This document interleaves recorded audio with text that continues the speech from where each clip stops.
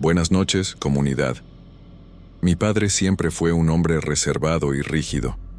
Desde niño mi convivencia con él nunca fue tranquila, aunque mi madre intentaba apaciguar las cosas. Entonces, cuando cumplí 18 años, simplemente tomé mis cosas y el poco dinero que había juntado y me fui del rancho donde vivía con mis padres y hermanos, en el interior de Zacatecas. No miré atrás. Sentí que lo mejor era buscar una vida en la ciudad, lejos de esa figura que parecía juzgar cada paso que daba. Mi nombre es Adalberto. Pasaron muchos años sin que volviera a poner un pie en ese lugar. Solo regresaba en fechas importantes, y aún así me quedaba lo menos posible. Cada visita era fría, casi por obligación. Mi padre nunca fue de palabras cariñosas ni gestos afectivos. Más bien era de esos hombres que se levantan al amanecer para revisar el campo y vuelven de noche con el ceño fruncido, como si el mundo entero fuera una carga. Mi madre falleció cuando yo tenía 22 años, y eso terminó de cortar cualquier vínculo. Desde entonces, el contacto con mi padre fue casi nulo. Recibí la noticia de su muerte por una llamada de mi hermano menor. Me dijo que había fallecido en el rancho, aparentemente de un paro cardíaco. No hubo más detalles. Él me explicó que yo había sido el heredero principal de la propiedad, junto con algunas tierras, ya que era el hijo mayor. La noticia me dejó sin palabras, no por tristeza, sino por la cantidad de recuerdos incómodos que me vinieron a la mente. No había visto a mi padre en más de 5 años.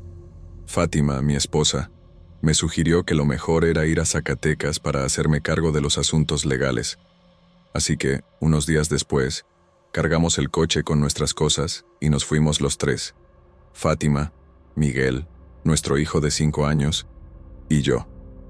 La idea era quedarnos un tiempo en el rancho, ponerlo en orden, limpiarlo, arreglar lo que estuviera dañado y después venderlo. No era un lugar en el que pensara vivir. En realidad, nunca me sentí parte de esa casa. Pero era lo que teníamos que hacer. El camino hacia el rancho fue largo y silencioso. A medida que nos alejábamos de la ciudad, el paisaje se volvía más árido, con cerros secos y caminos de tierra que levantaban polvo al paso de los neumáticos. Zacatecas tiene un clima frío y seco que cala los huesos en invierno, y aunque estábamos a principios de otoño, el viento ya se sentía cortante. Miguel preguntó varias veces cuánto faltaba para llegar, con esa impaciencia natural de los niños. Yo le respondía que un poco más, tratando de sonar tranquilo. Cuando finalmente vimos el portón de madera del rancho, me invadió una sensación difícil de describir. Era como volver a un lugar que te resulta familiar, pero que al mismo tiempo te genera rechazo. El portón estaba oxidado y crujió al abrirlo. El camino de entrada estaba cubierto de maleza, y el silencio era casi total, roto apenas por el viento que hacía golpear las ramas secas contra las paredes de adobe. Fátima me comentó en voz baja que el lugar se veía abandonado. Le respondí que así era, que mi padre siempre vivió solo desde que mamá murió, y que con los años debió haber dejado de cuidar muchos detalles. Miguel bajó del coche corriendo, emocionado por el espacio abierto, pero esa alegría le duró poco. Cuando entró al patio central, se quedó quieto, mirando a su alrededor con cierta incomodidad. La casa principal era grande, de esas construcciones coloniales con muros gruesos y techos altos. Había muebles antiguos cubiertos con mantas llenas de polvo, crucifijos en las paredes y fotografías viejas descoloridas. El aire olía a humedad y desuso. Mientras Fátima y yo revisábamos los cuartos para decidir dónde íbamos a dormir, Miguel se aferraba a mi pierna. Me dijo en voz baja que no le gustaba la casa, que parecía que alguien estaba mirando desde las esquinas. Intenté tranquilizarlo diciéndole que era normal sentirse extraño en un lugar nuevo. Fue en la sala principal donde lo vi por primera vez. Un retrato enorme colgado en la pared. El marco de madera tallada estaba cubierto de polvo, pero aún así se notaba su valor. La pintura mostraba a varias personas, probablemente antepasados de la familia. Reconocí de inmediato a mi abuelo paterno, en el centro de la composición, con esa expresión severa que parecía haber heredado mi padre. Los demás eran rostros desconocidos para mí, todos vestidos con ropa de otra época, miradas fijas y serias. Me acerqué un poco más. Las expresiones eran neutras, pero había algo en ellas que me incomodaba. Era esa clase de pinturas que te dan la sensación de que los ojos te siguen a donde te mueves. Fátima llegó detrás de mí y comentó que era impresionante el tamaño del cuadro. Miguel se mantuvo a distancia, mirando el retrato con desconfianza. Me preguntó si esas personas eran nuestros familiares. Le respondí que probablemente sí, aunque no estaba seguro de quiénes eran todos. Pasamos el resto de la tarde limpiando y desempolvando los cuartos. Fátima preparó frijoles charros y tortillas que había comprado en la ciudad. Miguel apenas probó la comida. Se veía inquieto, como si quisiera irse de ahí. Al caer la noche, encendimos algunas velas porque la instalación eléctrica era vieja y las bombillas parpadeaban a cada rato. Yo sentía un cansancio profundo, el tipo de cansancio que te aplasta los hombros después de un día pesado. Pero aún así, cada vez que pasaba por la sala, no podía evitar mirar de reojo el retrato. Esa primera noche dormimos en un cuarto que había sido de mis padres. El frío era intenso, y el silencio del rancho era tan profundo que cada crujido de la madera sonaba como un golpe seco. Fátima se acurrucó junto a mí, diciendo en voz baja que el ambiente le parecía extraño, pesado. Le respondí que era solo la costumbre, que el rancho siempre había sido así, pero en el fondo, yo también sentía esa incomodidad difícil de explicar. Antes de cerrar los ojos, recordé la mirada de los personajes del retrato. No sabría decir por qué, pero tuve la sensación de que algo en esas expresiones había cambiado ligeramente desde la tarde. Era una idea absurda, lo sabía. Tal vez era solo mi imaginación cansada.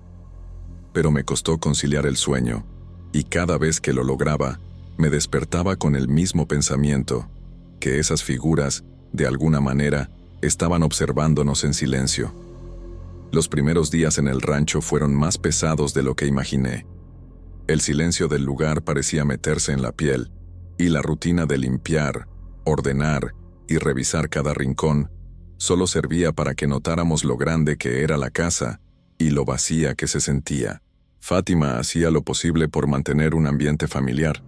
Preparaba comida caliente, ponía música suave en su celular cuando había señal y trataba de animar a Miguel, pero yo podía ver en sus ojos que también estaba incómoda. Miguel pasó de ser un niño inquieto y curioso a uno mucho más callado.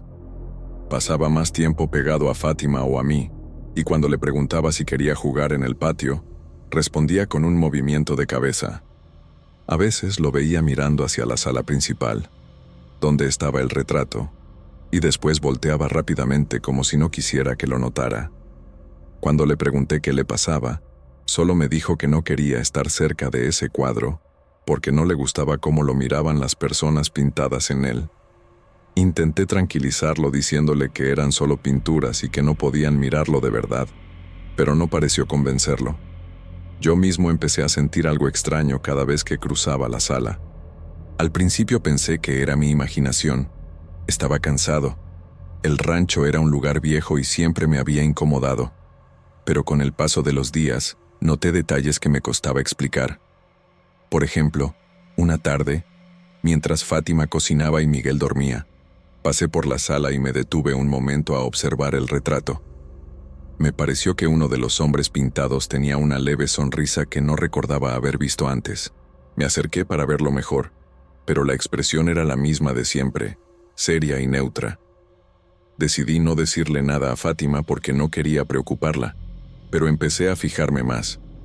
Había noches en las que me levantaba al baño y, al pasar por la sala, sentía claramente que los ojos de las figuras me seguían.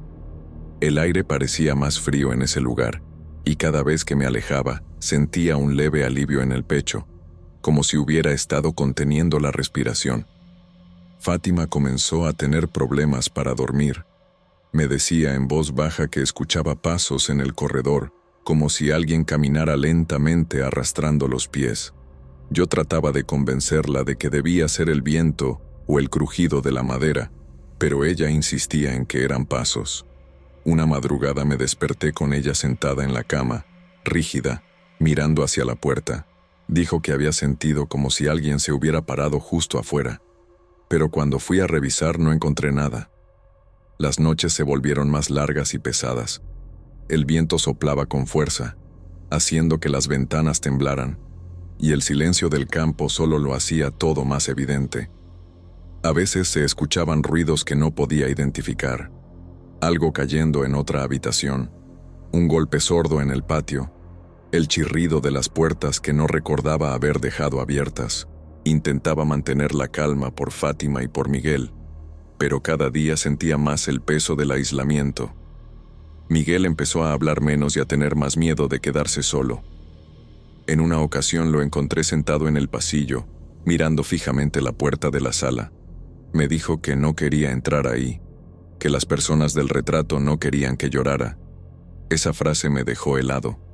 Le pregunté de dónde había sacado eso, pero él solo encogió los hombros y no quiso decir más.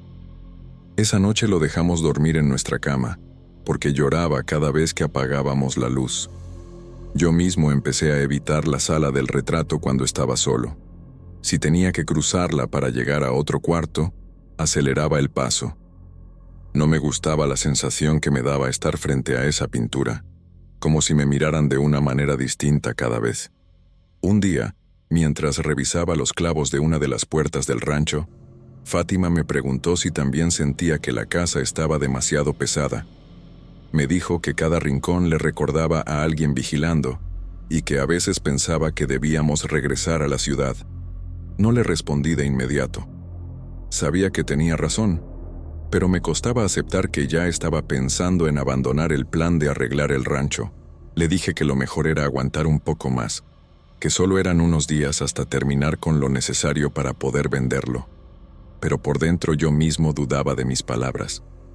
Una tarde, mientras Fátima y Miguel estaban en el patio, decidí volver a observar el retrato con más calma.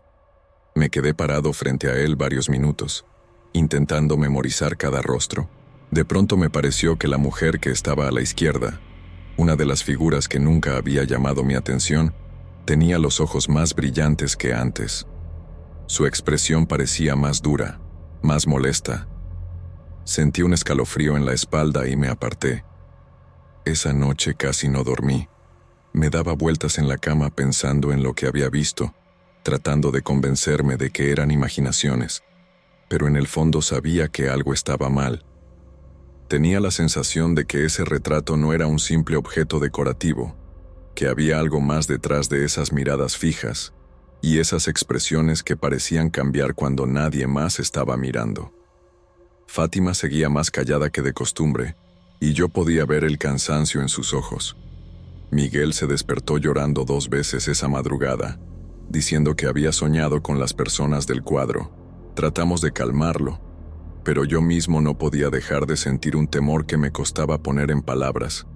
Era como si el rancho estuviera absorbiendo nuestra energía poco a poco, como si nos quisiera a todos igual de callados y rígidos que las figuras de ese retrato. Las siguientes noches se volvieron cada vez más pesadas. Sentía que el aire en el rancho se volvía más frío y espeso, como si costara respirar en ciertos cuartos. Fátima y yo casi no hablábamos, y cuando lo hacíamos era apenas para organizarnos con la limpieza, las compras o el cuidado de Miguel. Era evidente que algo en ese lugar estaba cambiando nuestro ánimo. Ella se veía pálida y ojerosa, y yo me sorprendía reaccionando con enojo por cosas pequeñas, como si todo me irritara. Miguel, por su parte, estaba cada vez más distante. Pasaba largos ratos callado, sin moverse mucho, mirando al suelo o hacia algún punto fijo. Yo intentaba sacarlo al patio para que corriera un poco, pero lo hacía sin ganas. Se me ocurrió que podía estar aburrido por la falta de amigos o por lo aislado del rancho, pero había algo más. Evitaba por completo la sala del retrato. Si por alguna razón debía cruzarla, lo hacía corriendo y aferrado a mi brazo. Una madrugada desperté y lo encontré de pie junto a la cama, mirándome fijamente. Me asusté al principio, porque no lo había escuchado acercarse, Me dijo con voz baja que no podía dormir, que las personas del retrato lo llamaban. Sentí un frío recorrerme la espalda. Le pregunté qué quería decir con eso, y me respondió que lo miraban todas las noches, que le pedían que se quedara con ellos. Lo abracé y lo llevé a la cama con nosotros, pero me costó mucho conciliar el sueño después de escuchar esas palabras. Fátima comenzó a insistir más en que debíamos irnos. Decía que no le importaba dejar las cosas inconclusas, que prefería regresar a la ciudad y vender el rancho después. Yo trataba de calmarla, pero la verdad es que también estaba empezando a pensar lo mismo. Aún así, había una parte de mí que se resistía a abandonar todo de golpe. Sentía que si lo hacía, estaría aceptando que algo realmente extraño estaba pasando, y esa idea me aterraba. Una noche la electricidad se fue de repente. Estábamos cenando cuando la luz parpadeó 2 veces y todo quedó a oscuras. Fátima prendió una vela mientras yo revisaba los fusibles, pero no encontré nada fuera de lugar. La sensación de estar completamente aislados me golpeó de lleno en ese momento, sin luz, sin señal en el celular y con kilómetros de tierra entre nosotros y el pueblo más cercano. Miguel se abrazó a su madre con fuerza, y yo intenté mantener la calma. Decidí ir a la sala por otra vela que había dejado en una mesa. Apenas crucé la puerta, sentí ese mismo aire denso y frío que ya reconocía. La llama de la vela temblaba como si hubiera una corriente de aire que solo pasaba por ahí. Me acerqué al retrato y me quedé paralizado. Juraría que uno de los hombres pintados tenía la cabeza ligeramente girada hacia mí. No era una ilusión rápida. Lo vi claramente, aunque solo fuera un par de centímetros. Sentí que el corazón me golpeaba con fuerza en el pecho. Retrocedí, pero entonces escuché un leve sollozo detrás de mí. Giré de inmediato pensando que era Miguel, pero no había nadie. El sonido venía de la pintura, de las figuras mismas. Me acerqué otra vez, temblando, y por un instante me pareció que una de las mujeres estaba llorando, con lágrimas apenas visibles en sus mejillas. Parpadeé y todo volvió a ser como antes. Esa misma noche, ya en la cama, le conté a Fátima lo que había visto. No quise darle demasiados detalles para no asustarla más, pero no hizo falta. Ella ya estaba convencida de que algo en ese retrato estaba mal. Dijo que debíamos irnos cuanto antes, que el rancho no era un lugar para Miguel. Me quedé en silencio porque no tenía argumentos para contradecirla. Los días siguientes fueron una pesadilla. Miguel empezó a despertarse gritando, diciendo que no quería ir con ellos. Fátima lo abrazaba y trataba de calmarlo, pero él estaba cada vez más asustado. Yo no sabía cómo ayudarlo. Me sentía impotente y culpable por haberlo traído ahí. Una tarde lo encontré sentado en el suelo de la sala, justo frente al retrato. No sé cuánto tiempo llevaba ahí, inmóvil, mirando las figuras. Le pregunté qué hacía y respondió con voz casi inaudible que estaba escuchando lo que le decían. Le pedí que me dijera qué era, pero solo me miró con los ojos muy abiertos y dijo que querían que se quedara. Lo tomé en brazos y lo llevé a su cuarto. Su cuerpo estaba helado, como si hubiera estado afuera bajo la lluvia, aunque hacía horas que no salíamos. Esa fue la gota que derramó el vaso para Fátima. Me dijo que no podía pasar una noche más ahí y que, si yo no quería irme, ella se llevaría a Miguel de todos modos. Por primera vez pensé en voz alta que tal vez tenía razón. No valía la pena seguir en ese lugar solo por terminar unas reparaciones. Algo en el rancho estaba afectándonos a todos, y yo sentía que, si nos quedábamos más tiempo, perderíamos más que la tranquilidad. Decidimos que nos iríamos la semana siguiente. Teníamos que organizar nuestras cosas y hablar con un conocido en Zacatecas para que nos ayudara a poner la propiedad en venta. Esa noche, mientras guardábamos algunas pertenencias en cajas, escuché nuevamente el sonido de pasos en el corredor. Ya no era un rumor lejano. Esta vez se escuchaba claro, como si alguien caminara lentamente hacia nuestra habitación. Abrí la puerta de golpe y el pasillo estaba vacío. Me quedé de pie ahí, mirando hacia la sala. La penumbra me permitía distinguir apenas la silueta del retrato.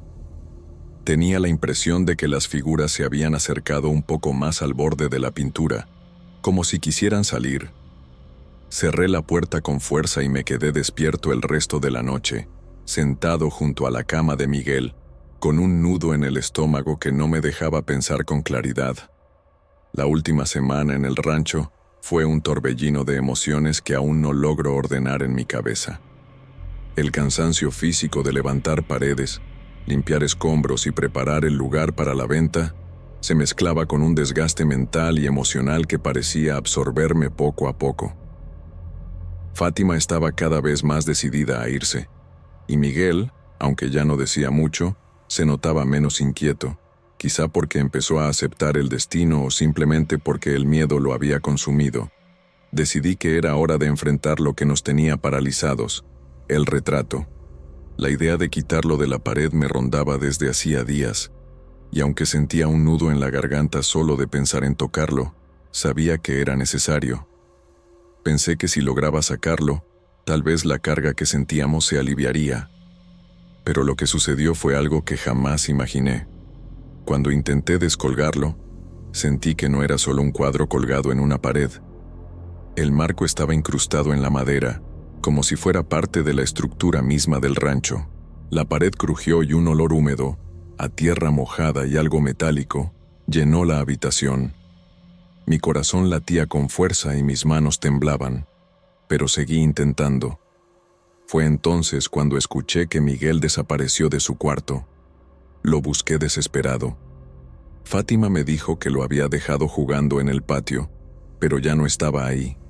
Empecé a recorrer el rancho, llamándolo con voz temblorosa, hasta que lo encontré frente al retrato, quieto, con la mirada fija en las figuras. No dijo palabra, pero sus ojos reflejaban un miedo que me traspasó. Luego, con voz baja y temblorosa, me confesó que las personas del cuadro le habían dicho que no podía irse, que debía quedarse con ellos.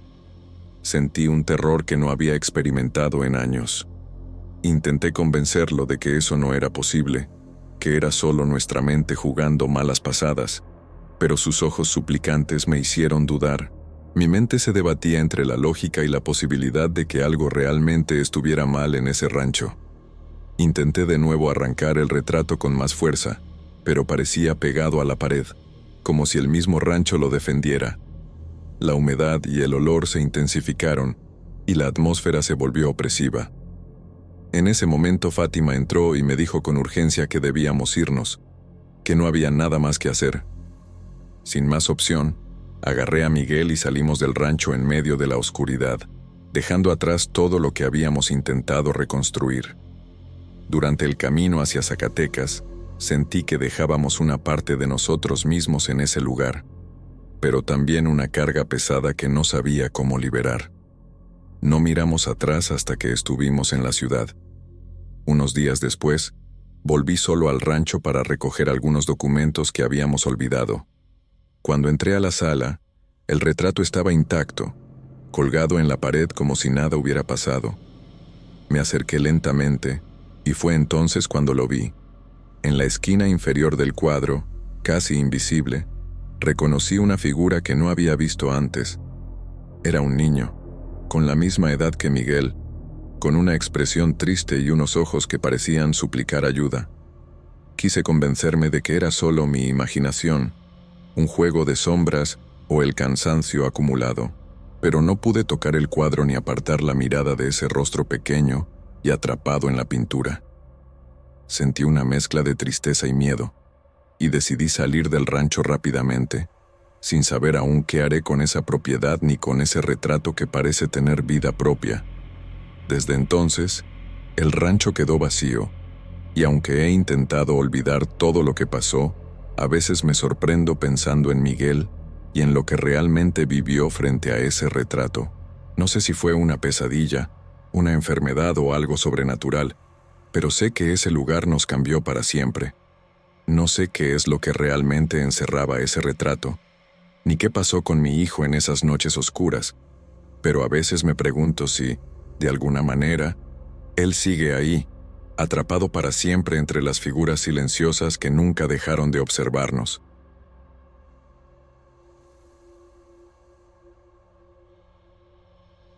No soy hombre de perder tiempo con tonterías, Pero esta historia es algo que quiero compartir, porque descubrí de la peor manera que ciertas cosas que los mayores cuentan no son exactamente cuentos para asustar niños. Mi nombre es José. Vivo en un rancho a las afueras de Zacatecas, en un pueblito donde todos nos conocemos y la vida gira en torno al trabajo en el campo. Estoy casado con Eudice desde hace más de 20 años y tenemos 3 hijos ya adultos. El menor apenas cumplió 18. Nuestra vida es sencilla: levantarnos temprano, atender los animales, trabajar la tierra y regresar al anochecer para cenar juntos en la cocina de adobe, que todavía huele a leña por la estufa vieja que usamos para calentar el café. Nunca me consideré un hombre supersticioso. Aquí todos hemos escuchado historias sobre aparecidos y brujas que rondan por los cerros, pero uno crece pensando que esas cosas son para los niños, para mantenerlos en casa cuando cae la noche. Yo mismo les repetí esos cuentos a mis hijos cuando estaban pequeños, medio en broma, medio para que no se fueran lejos. Jamás pensé que un día algo así tocaría mi puerta. Todo empezó una tarde de marzo, de esas en que el sol pega fuerte y el viento levanta polvo del camino. Andaba yo solo en la parcela revisando unos surcos cuando vi a lo lejos una silueta parada cerca del cerco de piedras. No le di importancia al principio. Era común que los vecinos pasaran por ahí. Pero cuando levanté la cabeza de nuevo y reconocí a quién parecía ser, el estómago se me apretó. Parecía ser Pablo, sujeto que vive en el pueblo, flojo, casi no trabaja. Antes éramos amigos, pero desde que me pidió dinero prestado y nunca me pagó, corté todo contacto con él. Pablo y yo no tenemos buena relación desde hace años. Me debía un dinero de un trato de ganado que nunca me pagó, y aunque al principio lo busqué varias veces para arreglarlo, terminé resignándome. Cada vez que lo veía por el pueblo me volteaba la cara, y él hacía lo mismo, como si ninguno existiera. Pablo sabe que soy un hombre pobre, y ese dinero hasta hoy me hace falta. Me da coraje y me siento mal cada vez que me acuerdo de eso. Por eso me sorprendió verlo ahí, quieto, mirando hacia donde yo estaba. Levanté la mano para hacerle una seña, pero no respondió. Sentí rabia, esa misma rabia vieja que uno cree olvidada pero que sigue ahí. Caminé unos pasos en su dirección, pensando que quizá era el momento de pedirle cuentas, pero cuando parpadeé ya no estaba. Pensé que me había imaginado todo, que el sol me estaba jugando una mala pasada. Esa noche se lo comenté a Eudice mientras cenábamos. Ella me dijo que no le diera vueltas, que seguro andaba cansado y por eso veía cosas donde no había nada. Los muchachos escuchaban en silencio, como si no quisieran meterse en un asunto que no entendían. Yo traté de no darle importancia, pero la imagen de Pablo parado allá lejos no me dejaba en paz. Los días siguientes seguí con mi rutina, pero entonces volvió a aparecer. Esta vez lo vi más cerca, a un costado del camino de tierra que lleva a la parcela. Sentí un escalofrío porque no solo estaba parado, sino que parecía estar esperándome. Me acerqué unos pasos, con el corazón latiendo fuerte, y lo escuché hablar. No era la voz de Pablo, o más bien, era como si intentara hacer su voz pero algo no encajaba. Las palabras eran burlonas, como si disfrutara verme molesto. No puedo repetir con exactitud lo que dijo, porque era como un murmullo que me envolvía y me erizaba la piel, pero entendí que se estaba riendo de mí, de mi vida, de mis deudas viejas y de mis fracasos. Sentí una ira que no me cabía en el pecho. Corrí hacia él con la intención de encararlo, pero al llegar al lugar exacto donde lo había visto, ya no estaba. No escuché pasos, no vi polvo levantarse, nada. Era como si se hubiera desvanecido en el aire. Me quedé ahí, respirando con dificultad, sintiendo el silencio tan pesado que me dolían los oídos. Regresé a casa más alterado de lo que quería demostrar. Eudice notó mi cara y me preguntó qué pasaba. Le conté lo que había visto, y ella me miró con esa expresión entre preocupación y incredulidad. Me dijo que quizás estaba recordando viejas rencillas y que eso me estaba jugando en contra. Yo quise creerle, pero en el fondo algo me decía que no era eso. Las noches empezaron a hacerse más largas. Me costaba dormir. Cada ruido afuera de la casa me hacía levantar la cabeza, temiendo ver esa silueta junto al corral o detrás del mezquite que da sombra en el patio. Una madrugada, me levanté a buscar agua y lo vi parado al otro lado de la ventana, inmóvil, como esperando que yo abriera. La luz de la luna apenas iluminaba su rostro, pero podía jurar que esa sonrisa torcida no era de Pablo. Quise despertar a Eudice, pero me quedé paralizado. Cerré los ojos y conté hasta 10 como si fuera un niño tratando de espantar un mal sueño. Cuando volví a mirar, ya no estaba. Esa noche casi no dormí. A partir de ese momento, cada día iba al trabajo con la sensación de que alguien me seguía.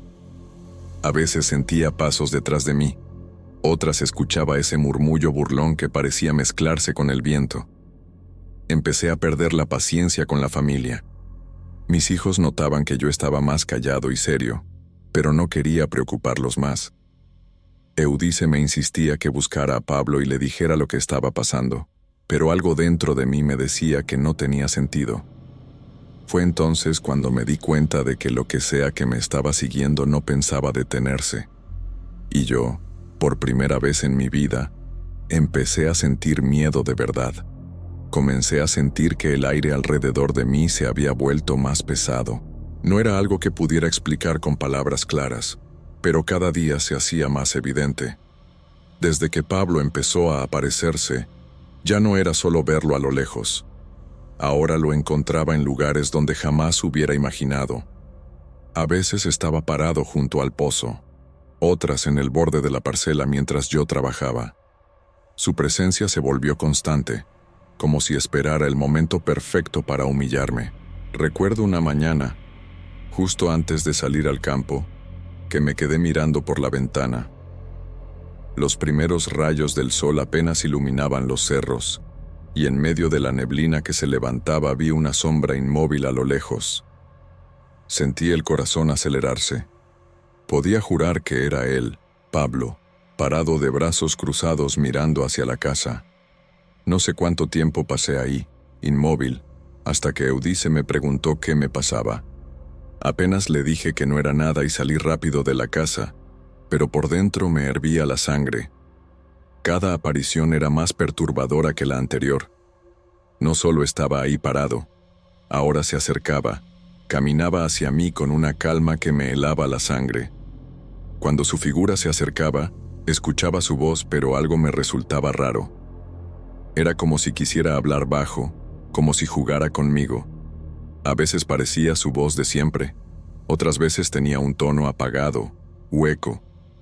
Pero me convencí de que era él, de que me estaba provocando. Eso me enojaba más que cualquier cosa. Sentía que se burlaba de mí, que me hacía recordar aquella deuda que nunca me pagó, los problemas que tuve por su culpa, como si quisiera abrir esas heridas otra vez. Me ardía el orgullo. ¿Quién se creía para aparecerse así y jugar conmigo? Eudice empezó a notar que algo andaba mal conmigo.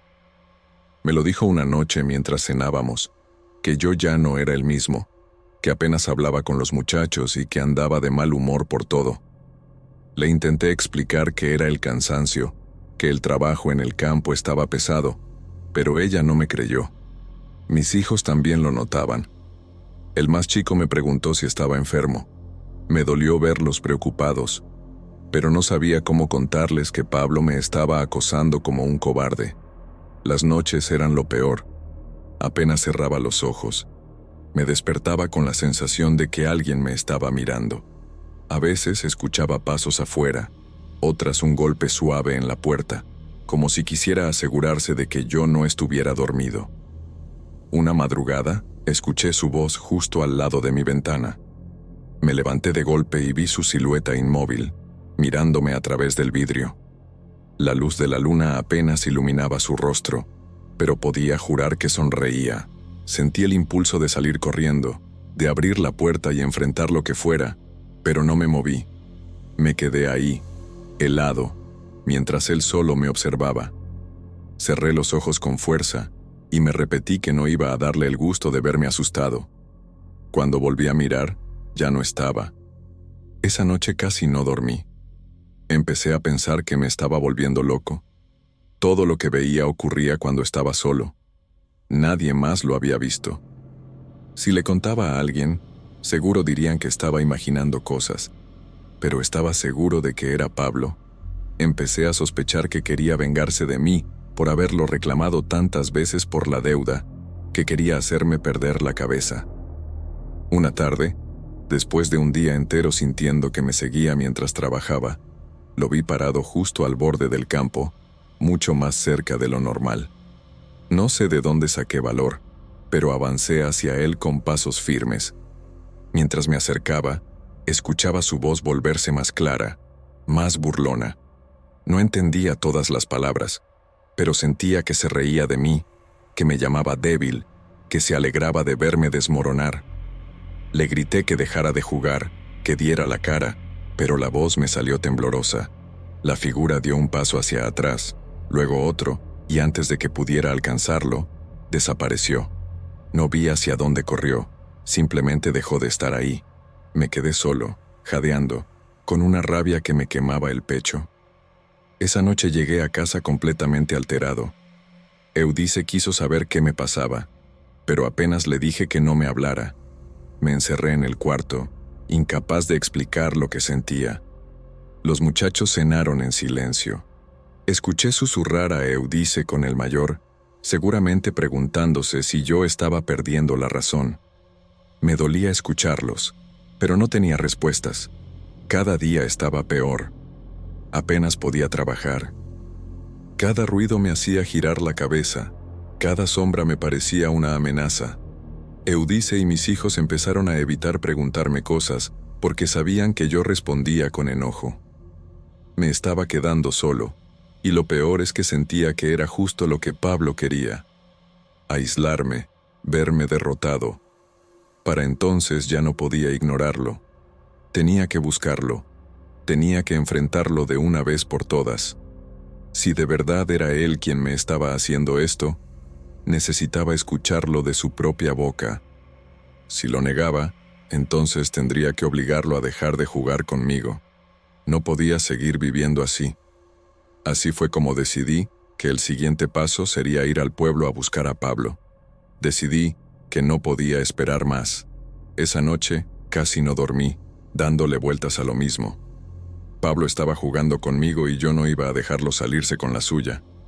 Me levanté antes del amanecer, con la determinación de buscarlo en el pueblo y enfrentarlo.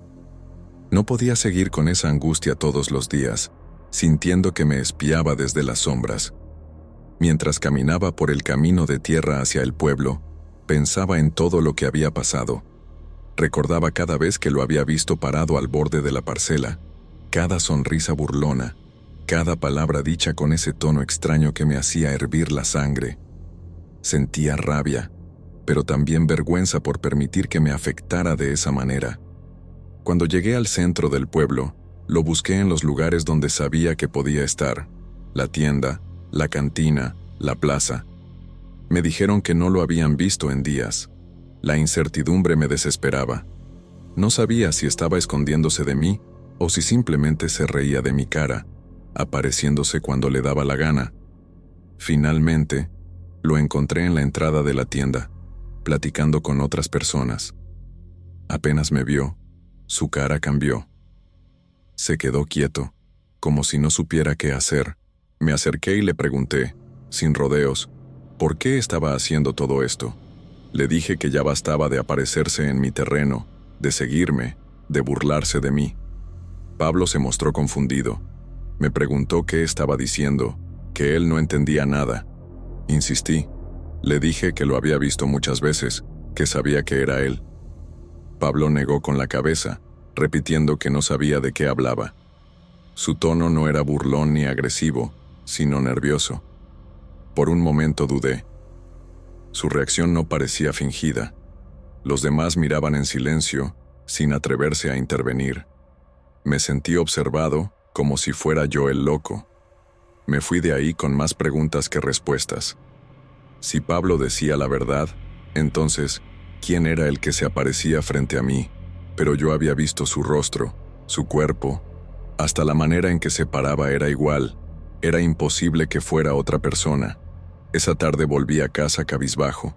Eudice me preguntó si había encontrado a Pablo, y le conté que lo había visto y que había negado todo. Ella me dijo que quizá era momento de hablar con alguien que supiera más, alguien mayor que nosotros. Me sugirió que fuera con tío Manuel, su tío por parte de madre, un hombre ya grande que vivía en una casita cerca del arroyo. Al principio dudé. ¿Qué podía decirme un hombre mayor sobre esto que yo ya no supiera? Pero algo dentro de mí me empujó a ir. Necesitaba respuestas. Cualquier cosa que me ayudara a entender lo que estaba pasando. Esa noche caminé hasta la casa de tío Manuel. El cielo estaba oscuro y el viento soplaba con fuerza, haciendo que los árboles se movieran como sombras alargadas. Cada ruido me hacía mirar hacia atrás, temiendo encontrarme con la silueta de Pablo siguiéndome. Cuando llegué, tío Manuel me recibió con calma. Le conté todo lo que me estaba pasando. Las apariciones, las burlas, el miedo que me estaba consumiendo. Me escuchó sin interrumpir, asintiendo con la cabeza de vez en cuando. Cuando terminé, se quedó en silencio unos segundos antes de decirme que lo que estaba viendo no era Pablo. Sentí un escalofrío al escucharlo. Me explicó que en el pueblo siempre se había hablado del engaña, una presencia antigua que podía tomar la forma de personas conocidas para confundir y atormentar. Dijo que muchos lo habían visto en el pasado, pero que pocos hablaban de ello por miedo. Yo no quería creerlo. Le dije que yo había visto el rostro de Pablo con mis propios ojos, que era imposible que fuera otra cosa. Tío Manuel me respondió que eso era justamente lo que hacía el engaña, tomar la forma de alguien cercano para debilitar a su víctima. Me explicó que podía aparecer y desaparecer a voluntad, y que mientras más miedo uno sentía, más fuerte se hacía. Me quedé callado. Era difícil aceptar lo que me estaba diciendo, pero al mismo tiempo todo encajaba. La voz que sonaba rara, las desapariciones repentinas, la sensación de que no era un hombre común. Tío Manuel me dijo que había una manera de librarme de esa presencia, pero que debía estar dispuesto a seguir un ritual antiguo que él conocía. Me explicó que no era nada peligroso, pero que debía hacerlo con fe, porque de lo contrario no serviría de nada. Salí de su casa con el corazón encogido. Por primera vez desde que todo esto había empezado, sentí que había una pequeña esperanza, pero también un temor enorme de que el engaña no me dejara en paz aunque intentara el ritual. Esa noche regresé a casa más pensativo que nunca. Eudice me esperaba en la puerta, preocupada. Le dije lo que tío Manuel me había contado. Ella me tomó la mano y me dijo que hiciera lo que él me había recomendado. Por primera vez en días, me sentí acompañado, aunque el miedo seguía ahí, escondido en algún rincón de mi mente. Sabía que el siguiente paso sería enfrentar aquello de una manera diferente, pero no podía evitar pensar que, si fallaba, quizá el engaña no me dejaría con vida. Salí de la casa de tío Manuel con el corazón latiendo tan fuerte que podía escucharlo en mis oídos.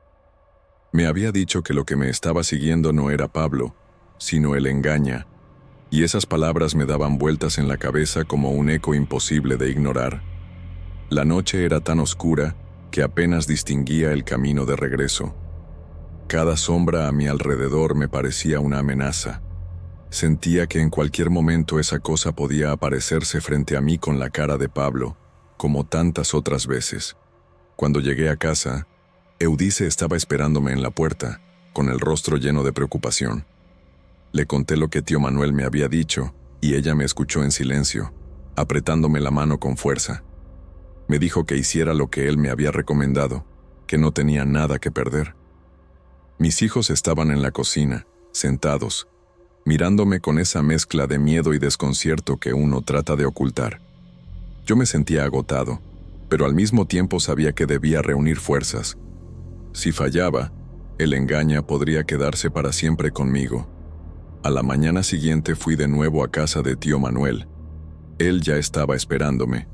Traía consigo una bolsa de tela con cosas que no entendí bien.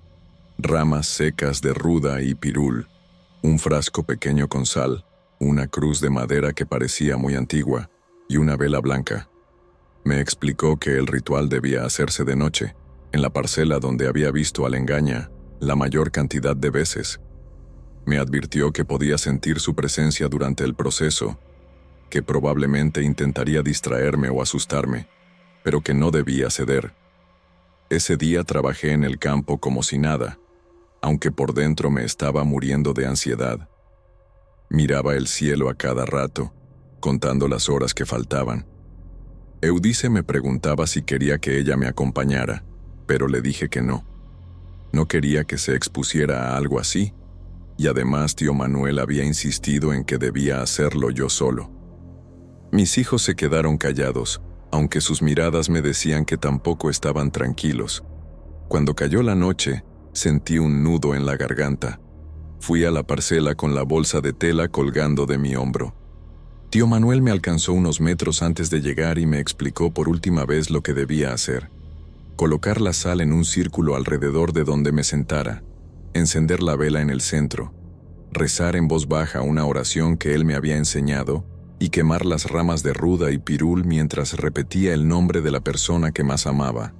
Según él, el engaña se alimentaba del miedo y la confusión, y recordarle que yo no estaba solo lo debilitaría. Encendí la vela y el fuego iluminó apenas un círculo diminuto en medio de la oscuridad. El viento soplaba fuerte y hacía que la llama temblara, como si en cualquier momento fuera a apagarse. Empecé a esparcir la sal alrededor de mí, con las manos temblorosas, mientras repetía la oración. Al principio solo escuchaba el sonido de mi respiración, pero pronto sentí que alguien me observaba. Alcé la mirada, y ahí estaba. El engaña se encontraba justo fuera del círculo de sal, mirándome con la cara de Pablo. Su sonrisa era tan grande que parecía que la piel se le estiraba de más. Sentí un escalofrío recorrerme el cuerpo entero. Supe en ese momento que tío Manuel tenía razón. No era Pablo, aunque se viera igual. La forma en que se movía, la manera en que me observaba, no era humana. Empezó a caminar alrededor del círculo, despacio, como un depredador midiendo a su presa. Podía escuchar su voz murmurando mi nombre, recordándome cosas que me dolían, diciéndome que nada de eso iba a funcionar. Mi corazón latía tan fuerte que pensé que se me iba a salir del pecho. Por un segundo estuve a punto de romper el círculo y salir corriendo, pero recordé las palabras de tío Manuel. Si lo hacía, el engaña ganaría. Con las manos sudorosas, encendí las ramas de ruda y pirul. El humo empezó a subir en espirales, llenando el aire con un olor fuerte que me mareaba. Seguí rezando y pronunciando el nombre de Eudice, de mis hijos, una y otra vez. La voz del engaña se volvió más insistente, más burlona. Sentía que se acercaba cada vez más, que quería atravesar el círculo de sal. Hubo un momento en que el viento sopló tan fuerte que pensé que la vela se apagaría, pero de alguna manera resistió. Vi cómo el engaña retrocedía unos pasos, como si el humo y las palabras lo incomodaran. Su rostro cambió. Ya no sonreía. Se quedó quieto, observándome con unos ojos que no eran los de Pablo. Sentí que me atravesaban. Seguí rezando con todas mis fuerzas, hasta que el humo se consumió, y la vela empezó a derretirse por completo. De pronto, un silencio profundo lo cubrió todo. Miré a mi alrededor y el engaña ya no estaba. Solo quedaba la oscuridad del campo y el sonido distante de los grillos. Me quedé ahí sentado, sin moverme, hasta que la vela terminó por apagarse. No sé cuánto tiempo pasó. Cuando finalmente me puse de pie, sentía las piernas tan débiles que apenas podía caminar. Regresé a casa con la bolsa vacía y el corazón pesado. Eudice me esperaba en la puerta. Me preguntó si había funcionado. No supe qué responderle. Esa noche dormí mejor que en semanas, pero al despertar todavía sentía la sensación de que alguien me observaba desde lejos. Han pasado varias semanas desde entonces y no he vuelto a verlo. Trabajo en el campo como antes. Ceno con mi familia en la cocina de adobe y trato de convencerme de que todo terminó. Pero algunas noches, cuando el viento sopla fuerte y el silencio se vuelve demasiado profundo, Me descubro mirando hacia el horizonte, esperando ver esa silueta inmóvil al borde de la parcela. No sé si el engaña se fue para siempre o si solo está esperando el momento de volver. Lo único que sé es que, desde aquel día, ya no puedo vivir con la tranquilidad de antes. Y lo peor es que ahora entiendo por qué los viejos siempre decían que el engaña nunca deja de buscar a los que alguna vez atrapó con su mirada.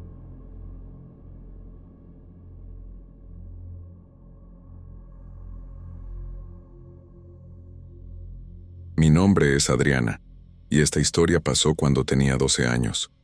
Hoy, con 24, vivo sola, con mi vida independiente, pero aún recuerdo esa época como si fuera ayer.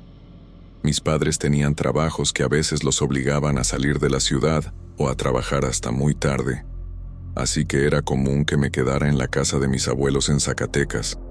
Esa casa, en el centro histórico, era un edificio antiguo con paredes de adobe gruesas y un techo de tejas rojas que, según me dijeron, había estado ahí desde antes de que yo naciera.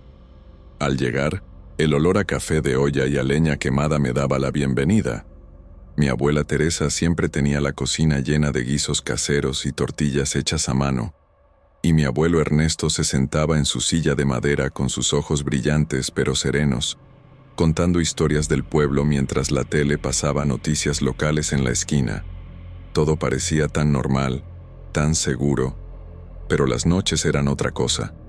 Cuando me acostaba en la habitación de huéspedes, con las cortinas gruesas que apenas dejaban pasar la luz de la luna, empezaba a sentirlo. Al principio eran apenas rozones suaves, como si alguien me tocara la mano sin querer despertar. Pero esas pequeñas manos que sentía, siempre heladas, me daban un escalofrío que me envolvía por completo. Intentaba abrir los ojos para ver quién estaba ahí, pero no había nadie. Nada ni nadie. El silencio en la casa se hacía aún más pesado, y, a veces, podía oír el crujir de las maderas del piso o el viento que se colaba por alguna rendija en las ventanas. Mi corazón latía rápido y a veces me costaba respirar, como si el aire se volviera denso. Cada vez que sentía esas manos, una mezcla de miedo y confusión se apoderaba de mí. No sabía si era un sueño o si realmente algo me estaba tocando. Trataba de decirme que solo era imaginación, pero la sensación de frío era tan real que no podía ignorarla. Me preguntaba si debía contarle a mis abuelos, pero ellos nunca hablaban del tema. Cuando alguna vez intenté mencionarlo, cambiaban rápidamente de conversación o me decían que no le diera importancia. Sentía que me ocultaban algo, que había algo en esa casa que no querían que yo supiera. Eso aumentaba mi temor. A veces, me preguntaba si lo que sentía eran manos de alguien que ya no estaba en este mundo, o si era simplemente el miedo de una niña sola en una casa antigua. Las noches eran largas y, aunque el cansancio me vencía, la ansiedad me mantenía en vela. A veces, me agarraba fuerte las manos para sentirme real, para asegurarme de que yo estaba ahí y que no me estaba volviendo loca. Sin embargo, la sensación volvía una y otra vez, como si ese toque frío quisiera recordarme algo, como si alguien quisiera que no me olvidara. Era raro, porque durante el día todo parecía normal. Mis abuelos seguían con su rutina, hablando poco, cocinando, haciendo sus quehaceres. Pero la noche tenía otro ritmo, otro silencio que me hacía sentir que no estaba sola. Así pasaron las primeras visitas. No sabía qué esperar, pero sabía que cada noche era una batalla contra ese frío invisible que me tocaba, que me asustaba y que me dejaba con más preguntas que respuestas. Después de varias noches en la casa de mis abuelos, esas pequeñas manos heladas dejaron de ser un simple roce confuso y empezaron a manifestarse de formas que ya no podía ignorar. Al principio, trataba de convencerme a mí misma de que era solo mi imaginación o algún sueño extraño, pero la realidad era otra. Recuerdo una noche en particular, cuando el viento soplaba fuerte afuera y la casa parecía aún más silenciosa que de costumbre. Estaba acostada, con la luz tenue del pasillo entrando por debajo de la puerta, cuando sentí el frío toque en mi mano. Esta vez, sin embargo, no fue un roce ligero, Fue firme, como si alguien estuviera agarrando mi mano con intención. Mi corazón se aceleró y me congelé, paralizada por un miedo que no podía explicar. Quise abrir los ojos para ver quién estaba conmigo, pero un temor inexplicable me lo impidió. En cambio, mantuve los ojos cerrados, tratando de no respirar demasiado fuerte para no delatar mi miedo. El silencio se volvió casi ensordecedor, solo interrumpido por el crujir ocasional de la madera vieja y mi propia respiración temblorosa. Al día siguiente, traté de hablar con mis abuelos sobre lo que había sentido, pero ellos respondieron con un silencio incómodo. Mi abuelo miró hacia otro lado, y mi abuela dijo que a veces la casa se sentía extraña, pero que no debía preocuparme por tonterías. No insistí, aunque por dentro sentía una mezcla de frustración y soledad. Me preguntaba si ellos también habían sentido lo mismo alguna vez, pero preferían callar para protegerme o quizás porque el miedo también los atrapaba. Con el paso del tiempo, esas presencias comenzaron a acompañarme más allá de la noche.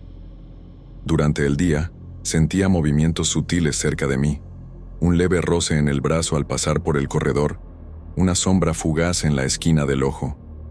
Pero cuando volteaba, nunca había nada. Esos momentos me llenaban de una ansiedad constante, como si estuviera siendo observada por algo que no podía comprender.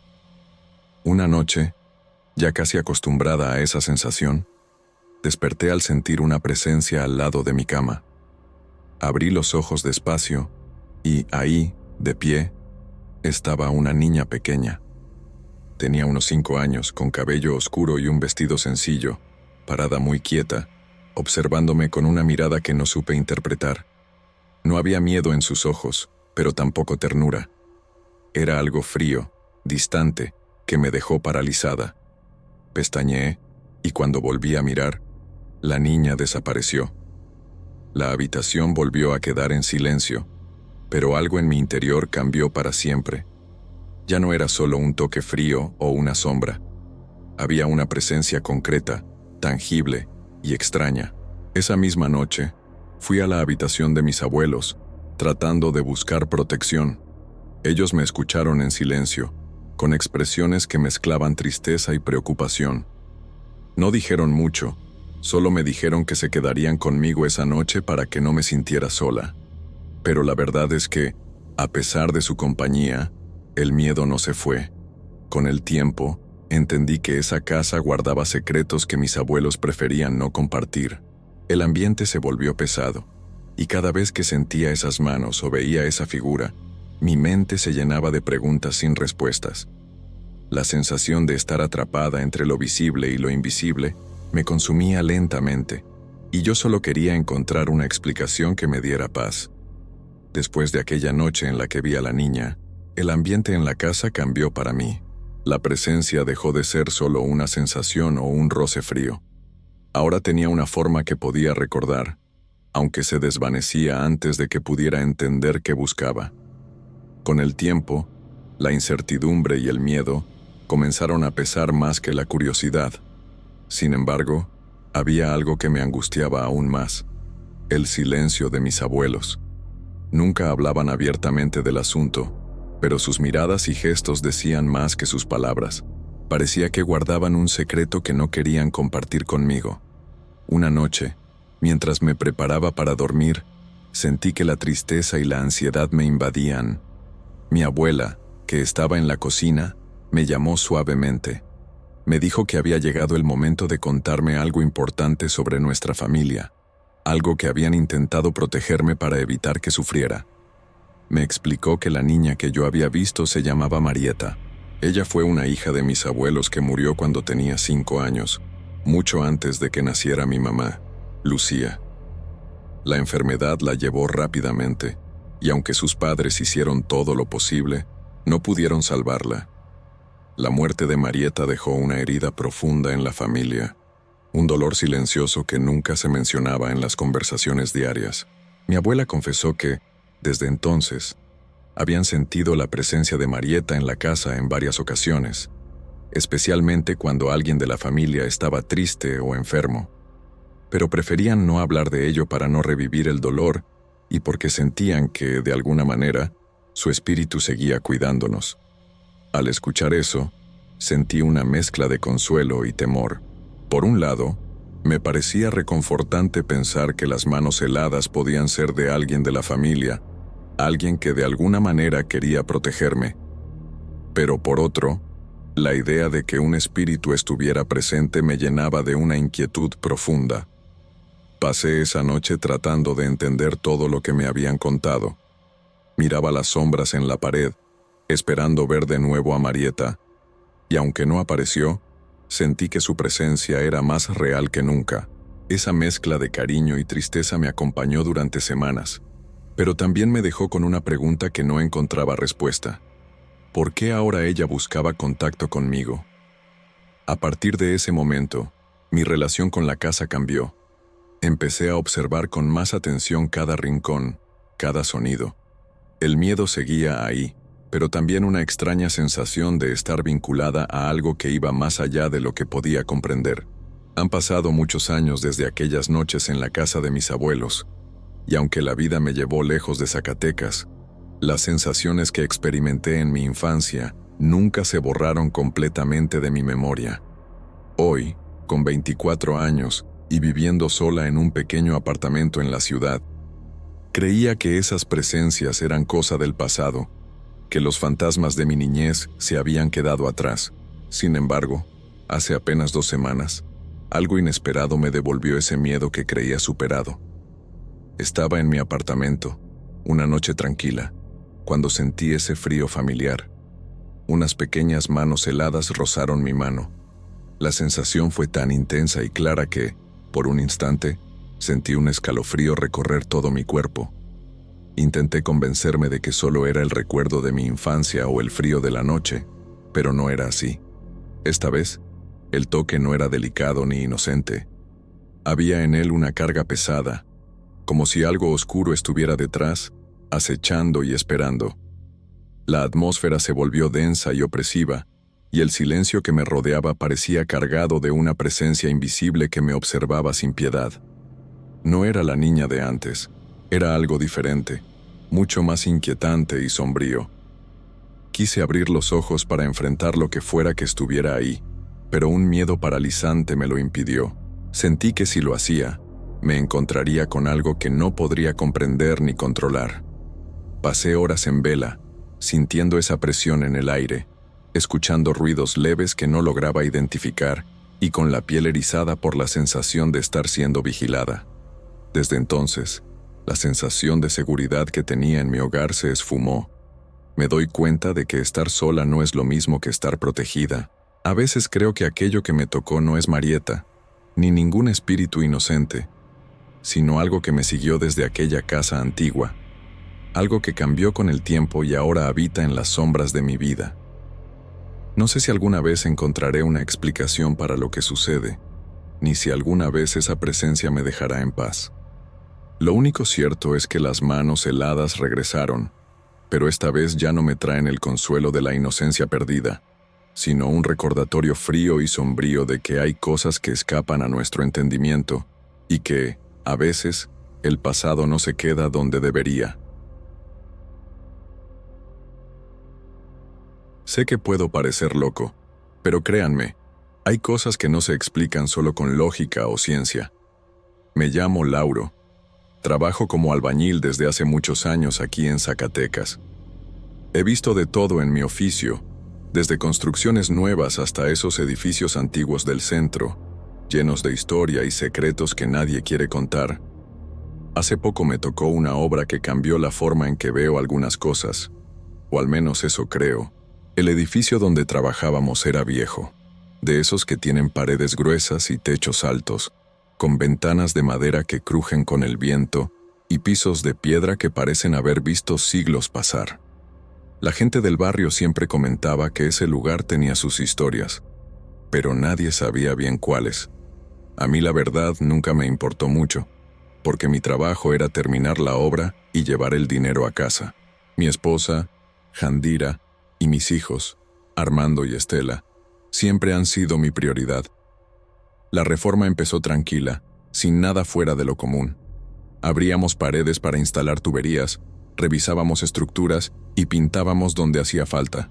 Pero un día, detrás de una pared que parecía sólida, encontramos una puerta que nadie había notado. Pesada, de madera vieja, con clavos oxidados y, al abrirla, un cuarto completamente cerrado por años. Lo que nos dejó helados fueron las marcas en las paredes, rayones profundos, como si alguien hubiera intentado escapar. Recuerdo que el corazón se me aceleró. No era cualquier cosa. En ese momento me acordé de las historias que me contaba mi abuela sobre espíritus atrapados, sobre lamentos encerrados en casas viejas. Mis compañeros intentaron bromear para aliviar el ambiente, pero yo sentí un nudo en la garganta. Tenía la sensación de que algo malo había ocurrido ahí. El cuarto estaba lleno de polvo, pero esas marcas parecían recientes, o al menos no del todo desgastadas por el tiempo. Sin embargo, el trabajo no podía detenerse. Teníamos que cumplir el plazo y la presión era mucha. Yo solo quería terminar rápido y salir de ese lugar que me ponía los pelos de punta. Por las noches, al irme a casa, sentía una opresión en el pecho, una sensación que no podía explicar. Al terminar la obra, sentí un alivio enorme. Pensé que ya había dejado atrás ese cuarto, esas marcas y las sensaciones extrañas. Pero no fue así. En mi casa, que está en un barrio tranquilo de Zacatecas, comenzaron a pasar cosas raras. Escuchaba ruidos, como arañazos suaves en las paredes exteriores, como si algo estuviera tratando de entrar o salir. Al principio pensé que era mi imaginación o quizás algún animal, pero un día, cuando la luz del sol apenas comenzaba a filtrarse, vi unas marcas en la pared exterior de la casa. Eran idénticas a las del cuarto lacrado. Me quedé paralizado. No sabía qué pensar. No había explicación lógica para que esas marcas estuvieran ahí, y menos en mi propia casa. Se lo mencioné a Yandira, pero ella dijo que quizá estaba cansado, que el trabajo me estaba afectando. Los chicos tampoco le dieron mucha importancia, pero vi en sus ojos una preocupación que no expresaban en palabras. Yo solo quería que todo terminara, que esas sombras y esos ruidos se fueran con el viento, pero sentía que algo me seguía, que algo de ese cuarto había salido y ahora me buscaba en mi hogar. Y con eso empezó el verdadero miedo. Los días siguientes fueron una mezcla de cansancio y una inquietud que no lograba quitarme de encima. A cada rato sentía esos suaves arañazos en las paredes exteriores de la casa, pero cuando intentaba ver qué los causaba, no había nada ni nadie. Era como si el aire mismo se hubiera vuelto más denso, más pesado. Esa sensación me oprimía el pecho y me hacía mirar por encima del hombro. Mi esposa, Yandira, empezó a notar que no dormía bien. Me veía cansado y tenso, y aunque nunca me lo dijo directamente, su mirada denotaba preocupación. Ella, que siempre ha sido la roca de la familia, me invitaba a descansar más, a no preocuparme tanto por el trabajo, pero yo no podía. Sentía que algo me seguía, que no estaba solo. Lo peor era que no podía compartir del todo esa sensación sin que pensaran que me estaba volviendo loco. Los niños también comenzaron a cambiar. Armando, mi hijo mayor, empezó a evitar salir al patio y prefería quedarse encerrado en su cuarto, siempre con la puerta cerrada. No era de los que creen en fantasmas, pero había algo en el ambiente que lo ponía nervioso. Estela, mi hija menor, se volvió más callada, menos alegre, y en sus ojos había un miedo que no podía explicar con palabras. Una noche, cuando creí que ya todos dormían, sentí que alguien me observaba, y aunque no vi a nadie, supe que ella también lo sentía. Intenté buscar una explicación lógica. Pensé que podía ser algún animal, quizá gatos callejeros o perros que pasaban cerca de la casa, pero las marcas en la pared eran demasiado precisas, demasiado parecidas a las del cuarto lacrado. Era imposible que eso fuera casualidad. A veces, cuando llegaba a casa después de un día pesado, escuchaba esos arañazos acompañados de susurros leves, casi imperceptibles, como voces que se desvanecían rápido. El miedo empezó a infiltrarse en mis pensamientos. Por más que trataba de racionalizar, la idea de que algo de aquel cuarto había venido conmigo no me abandonaba. Recordaba las historias de mi abuela, los relatos sobre espíritus que quedaban atrapados en lugares olvidados, esperando ser liberados o vengándose de los vivos. Aún así, no quería que la familia se asustara más de lo que ya estaban. Yandira al principio me decía que eran cosas de mi mente, que el estrés me jugaba malas pasadas, y los chicos evitaban hablar del tema, pero todos sentíamos el cambio.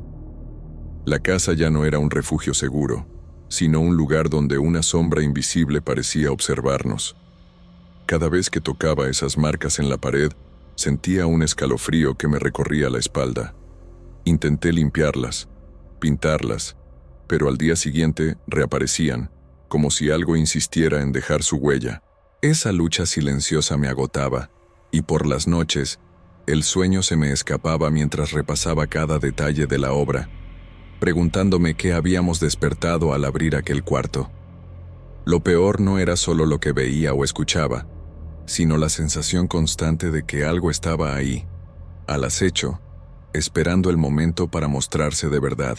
Yo solo quería que todo terminara, que esas marcas y esos sonidos desaparecieran, pero parecía que algo se había aferrado a mí y a mi familia, sin dar tregua.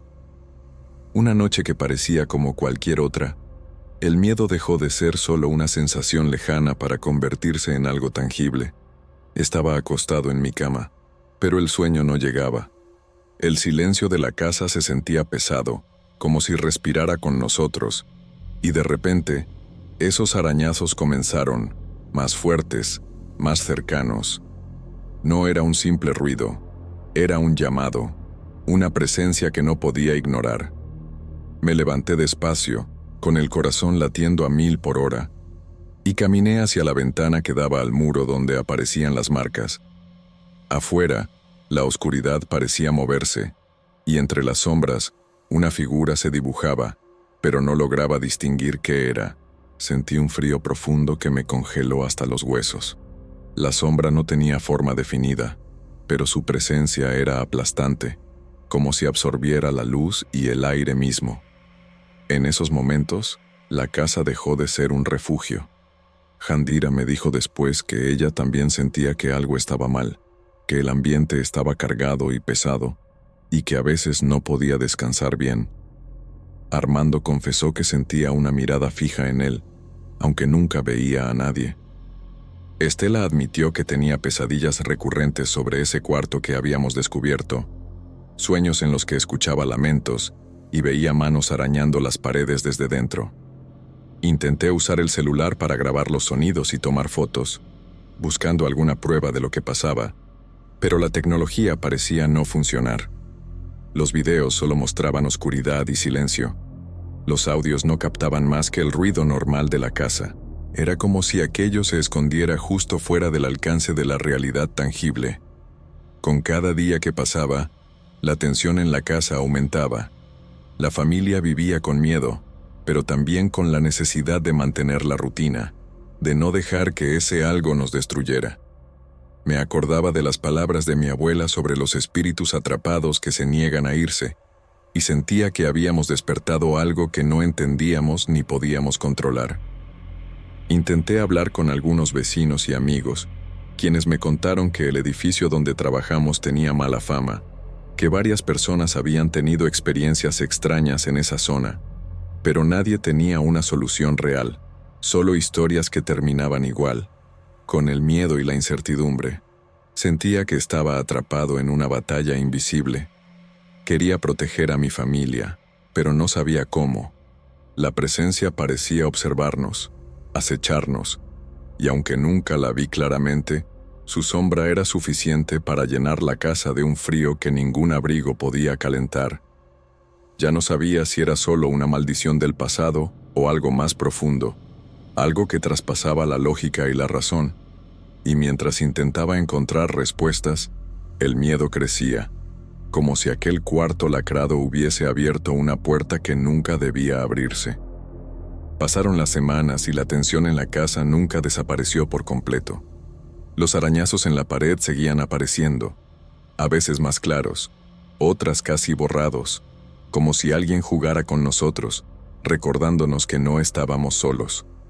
La familia trataba de seguir con su vida, pero el miedo ya era parte de nuestro día a día.